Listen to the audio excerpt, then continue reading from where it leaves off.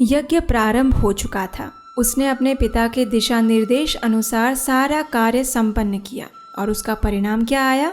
यही कि अंगिरा ऋषि के वंशज उन महान ऋषियों ने स्वर्ग में जाने से पहले यज्ञ में प्राप्त सारी दक्षिणा उस युवक को प्रदान कर दी। जैसे ही वह उस दक्षिणा को उठाने लगा, उसी समय वहां एक विशाल देह वाला काले रंग का व्यक्ति आया और उसने उस दक्षिणा को छीनते हुए कहा, ये मेरी संपत्ति है। उस युवक के हाथ में अब कुछ भी नहीं था। इतनी मेहनत से प्राप्त की हुई इस संपत्ति को जाते हुए वो कैसे देख सकता था? लेकिन उसके पास अन्य कोई विकल्प भी तो नहीं था, इसलिए उसने वही किया जो उस काले व्यक्ति ने उसे करने के लिए कहा। और वो क्या था? यही है आज की हमारी पुरुषोत्तम मास विशेष कथा का मुख्य विषय। तो चलिए आज हम आपको श्रीमद् भागवतम के 9वें स्कंध में 3 और 4 अध्याय से 2 सुंदर कथा प्रसंगों का वर्णन सुनाते हैं।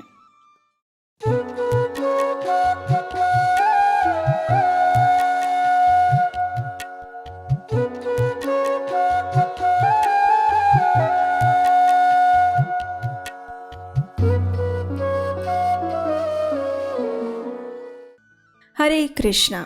इस पवित्र पुरुषोत्तम मास में अगर आप प्रतिदिन हमारे द्वारा सुनाई जा रही प्रत्येक श्रीमद् भागवतम कथा सुन रहे हैं तो आपको ज्ञात होगा कि इस समय हम वैवस्वत मनु के विभिन्न पुत्रों और उनके वंशजों की कथा सुन रहे हैं। पिछली कथा में हमने राजा शर्याति की पुत्री सुकन्या और उसके पति च्यवन ऋषि की सुंदर कथा सुनी थी। और आज हम बात करेंगे राजा शर्याति के एक पुत्र जिसका नाम था आनर्त। उसकी आनर्त का पुत्र था रेवत और इस महान राजा रेवत ने समुद्र की गहराइयों में एक सुंदर नगरी का निर्माण किया था।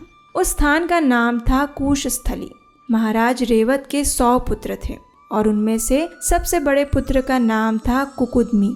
कुकुदमी की एक सुंदर पुत्री थी जिसका नाम था रेवती।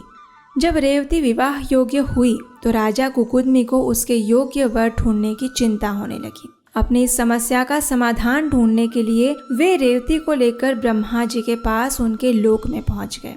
अब देखिए, जब राजा कुकुदमी वहां पहुंचे तो ब्रह्मा जी गंधर्वों द्वारा आयोजित एक संगीत समारोह में व्यस्त थे। ऐसे में कुकुदमी ने सोचा कि ब्रह्मा जी को इस समय में परेशान करना ठीक नहीं है, इसलिए उन्होंने कुछ समय वहीं बाहर में प्रतीक्षा की।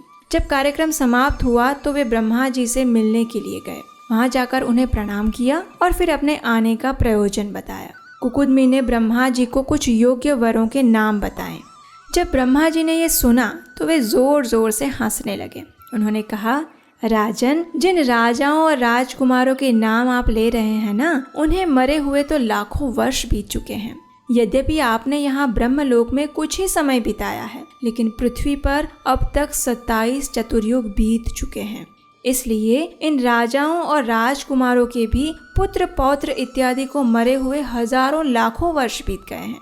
परंतु आपको निराश होने की आवश्यकता नहीं है। और जानते हैं इसका कारण क्या है? तद्गच्छ देव देवांशो बलदेवो महाबलः कन्या रत्नमिदं राजन् नररत्नाय देहि भोः भुवो भारावताराय भगवान् भूतभावनः अवतीर्णो निजांशेन पुण्यश्रवण कीर्तनः। इसका कारण यही है कि इस समय सर्वशक्तिमान भगवान बलदेव पृथ्वी पर अपनी लीलाएं कर रहे हैं। वे आपकी पुत्री के लिए सुयोग्य वर हैं। भगवान बलदेव समस्त जीवों के हितैषी हैं। कृपया उनके पास जाइए और उन्हें अपनी पुत्री प्रदान कीजिए।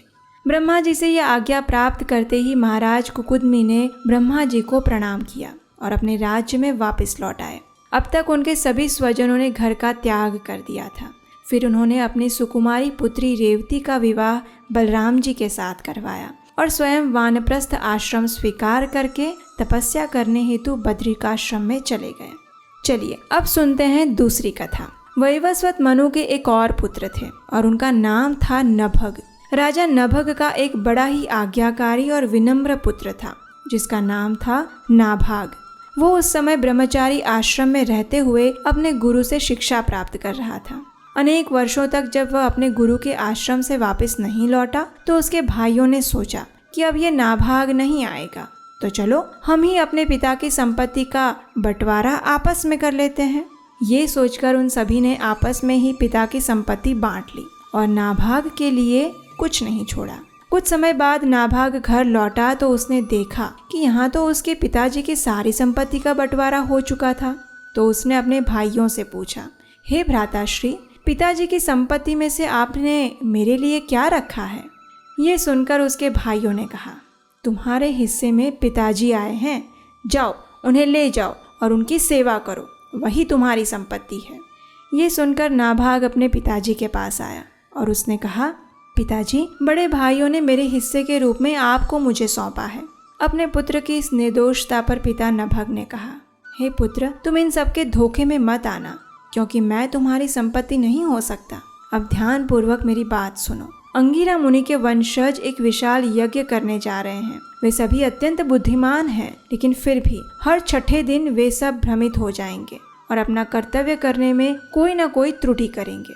तुम उनके पास जाओ और उन्हें वैश्वदेव से संबंधित 2 वैदिक मंत्रों की शिक्षा दो।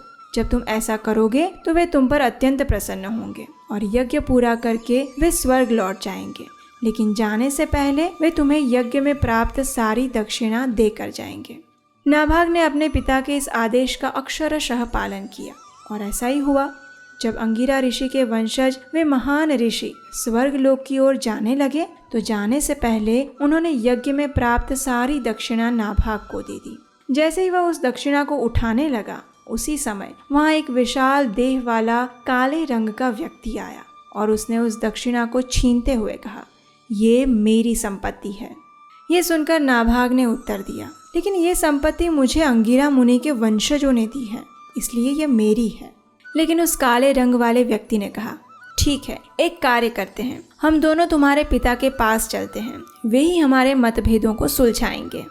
अब दोनों पहुंच गए नभग के पास। दोनों पक्षों की बात सुनने के बाद नभग ने कहा, यज्ञ में उन महान ऋषियों ने जो भी दिया है वह निश्चित ही भगवान शिव की संपत्ति है, इसलिए इस पर तुम्हारा अधिकार नहीं है।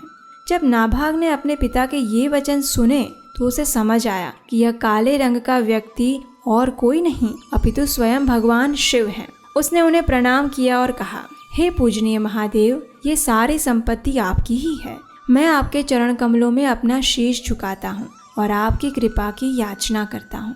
नाभाग की पितृभक्ति को देखकर भगवान शिव ने कहा, हे नाभाग, तुम्हारे पिता का निर्णय शास्त्रोक्त है, परंतु तुमने उनकी बात को सहर्ष स्वीकार कर लिया है, इसलिए मैं तुमसे अत्यंत प्रसन्न हूँ और ब्राह्मणों द्वारा दी गई सारी संपत्ति मैं तुम्हें लौटा रहा हूँ। वास्तव में शिवजी ने नाभाग की परीक्षा लेने के लिए ही ये लीला रची थी और उसकी पितृभक्ति और सद्व्यवहार से प्रसन्न होकर भगवान शिव वहाँ से वापस चले आए।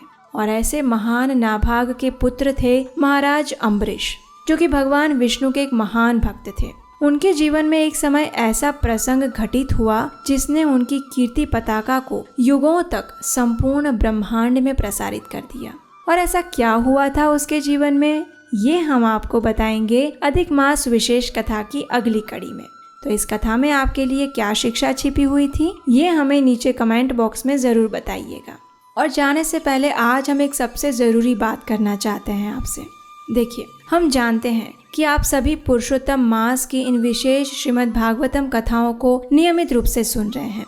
आप हमारे इस कार्य से अति प्रसन्न हैं और हमारे कार्य की सराहना भी करते हैं और आपके सराहना पूर्ण कमेंट्स भी हमें मिल रहे हैं और हम पढ़ भी रहे हैं। लेकिन क्या आप जानते हैं, आप में से हमारे कई ऐसे दर्शक हैं जिन्होंने अभी तक आपके अपने इस चैनल को सब्सक्राइब नहीं किया है। हो सकता है आपको लगे कि इसकी क्या ज़रूरत है, हमें जब चाहिए वीडियो मिल जाएगा, लेकिन नहीं, ये इतना आसान नहीं है, ना आपके लिए ना हमारे लिए। जब आप इस चैनल को सब्सक्राइब करते हैं तो इससे हमें आपका प्रत्यक्ष सपोर्ट मिलता है और फिर YouTube भी इस चैनल को अन्य लोगों तक अपने आप पहुंचाता है। इस प्रकार वैदिक धर्म की प्रमाणभूत शिक्षा का प्रचार होता है। इसलिए अगर आप सच में हमारी सहायता करना चाहते हैं तो आप भी आपके अपने इस चैनल को सब्सक्राइब करिए और आपके मित्रों और परिवारजनों को भी करवाइए।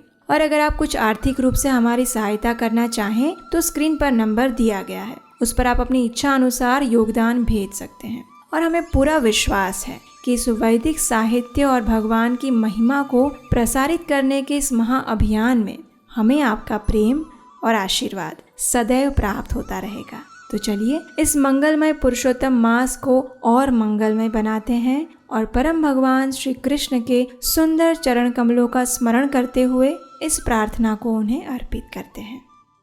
राधा कृष्ण प्राण मोरा युगल किशोरा, राधा कृष्ण प्राण मोरा युगल किशोरा, जीवने मरणे गति आर नाही मोरा, राधा कृष्ण प्राण मोरा युगल किशोरा,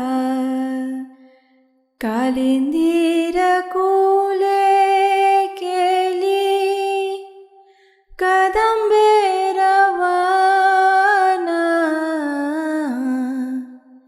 रतन वेदीरा ऊपर बसाबो दुई जाना, श्याम गौरी अंगे दिवो चंदनेर गंध,